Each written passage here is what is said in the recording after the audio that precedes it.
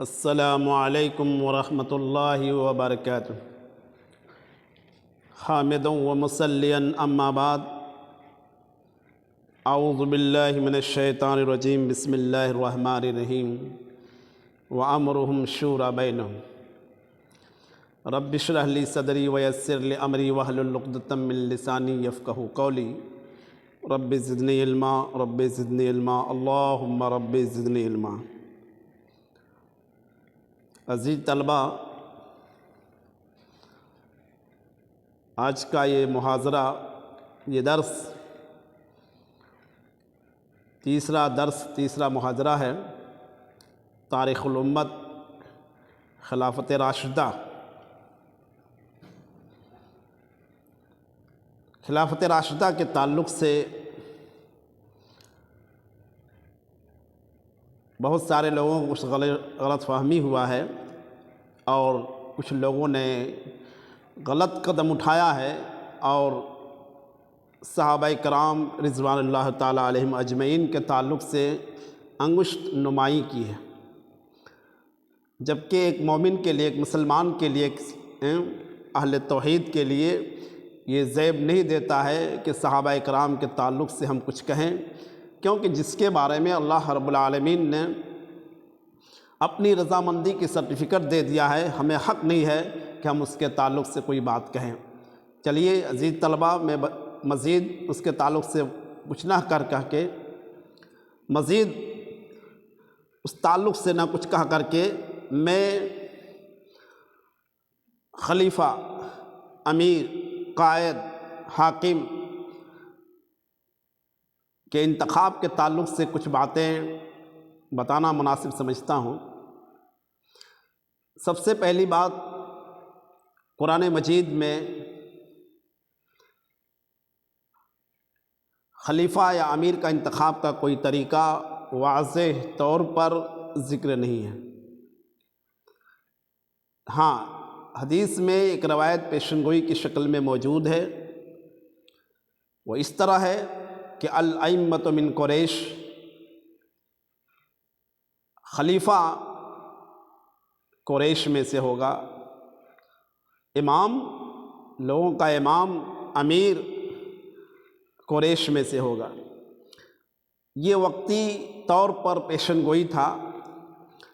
اسی حدیث کی روشنی میں اللہ کے نبی صلی اللہ علیہ وسلم کے انتقال کے بعد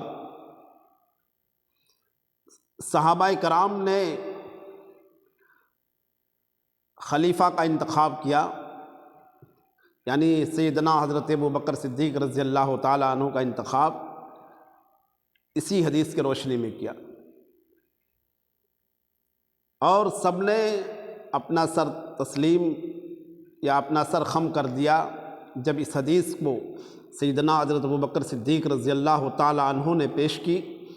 تو سارے صحابہ کرام نے دل کی گہرائی سے قبول کیا اور مان لیا۔ اسی درمیان عمر بن خطاب رضی اللہ تعالیٰ عنہ کھڑے ہوتے ہیں اور حضرت ابوبکر صدیق رضی اللہ تعالیٰ عنہ کے ہاتھ پر بیعت کر لیتے ہیں۔ یہ دیکھنا تھا کہ امت کے سارے لوگ، صحابہ کرام جو جتنے موجود تھے، سب نے حضرت ابوبکر صدیق رضی اللہ تعالیٰ عنہ کے ہاتھ پر بیعت کر لیا۔ یہ انتخاب کا پہلا طریقہ تھا۔ دوسری بات اس کے ساتھ اور بتا دوں، قرآن عزیز میں اللہ رب العالمین نے مختلف مقامات پر باہم مشورہ، کسی اہم کام کے لیے باہم مشورہ، اہل دانش لوگ بیٹھ کر کے باہم مشورہ کر کے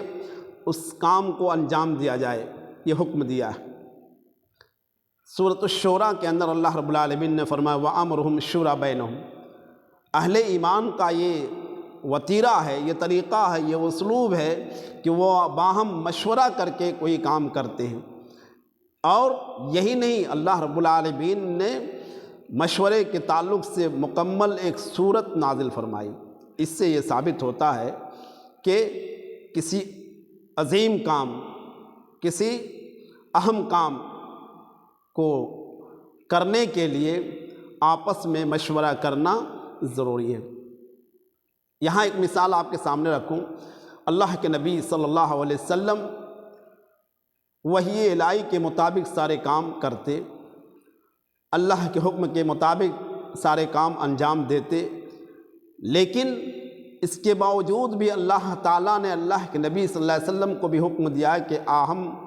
آپس میں باہم مشورہ کر کے کوئی کام کیا کریں۔ یہی وجہ ہے کہ اللہ کے نبی صلی اللہ علیہ وسلم مختلف مقامات پر یا مختلف مواقع پر آپ صلی اللہ علیہ وسلم نے مشورہ کیا صحابہ کرام، جیسے جنگ بدر کے قیدیوں کے تعلق سے آپ صلی اللہ علیہ وسلم نے مشورہ کیا۔ اسی طرح اور بھی موقع پر آپ صلی اللہ علیہ وسلم نے مشورہ کیا۔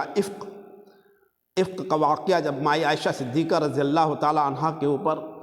لوگوں نے الزام لگایا، منافقین نے الزام لگایا، بہتان الزام لگایا، بہتان گڑھا افق، تو اس موقع پر اللہ کے نبی صلی اللہ علیہ وسلم نے کچھ صحابہ کرام سے بھی مشورہ لیا۔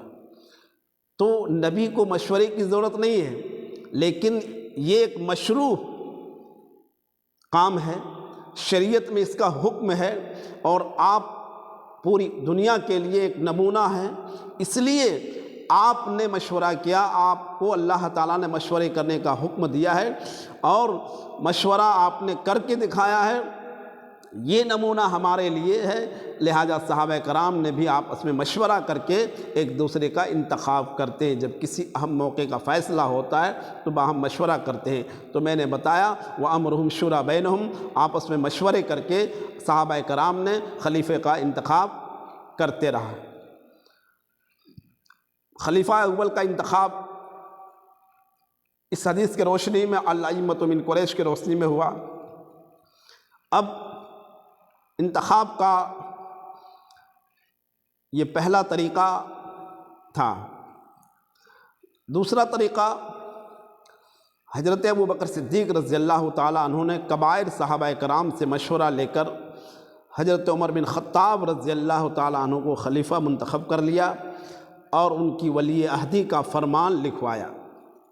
حضرت ابوبکر صدیق رضی اللہ تعالیٰ عنہ کو اس بات کا جب احساس ہوا کہ اب میرا آخری وقت ہے، انتقال کا وقت ہے، مرنے کا وقت قریب ہونے جا رہا ہے، ایسی صورت میں آپ نے مناسب سمجھا کہ امت کو بغیر خلیفہ کے، بغیر قائد کے، بغیر رہنما کو نہیں چھوڑنا چاہیے، ورنہ اختلاف پیدا ہو جائے گا۔ لہذا ابوبکر صدیق رضی اللہ تعالیٰ عنہ نے کبائر صحابہ، بڑے بڑے صحابہ کرام سے مشورہ لے کر حضرت عمر بن خطاب رضی اللہ تعالیٰ عنہ کو منتخب کر لیا، اور ان کی ولی عہدی کو، یعنی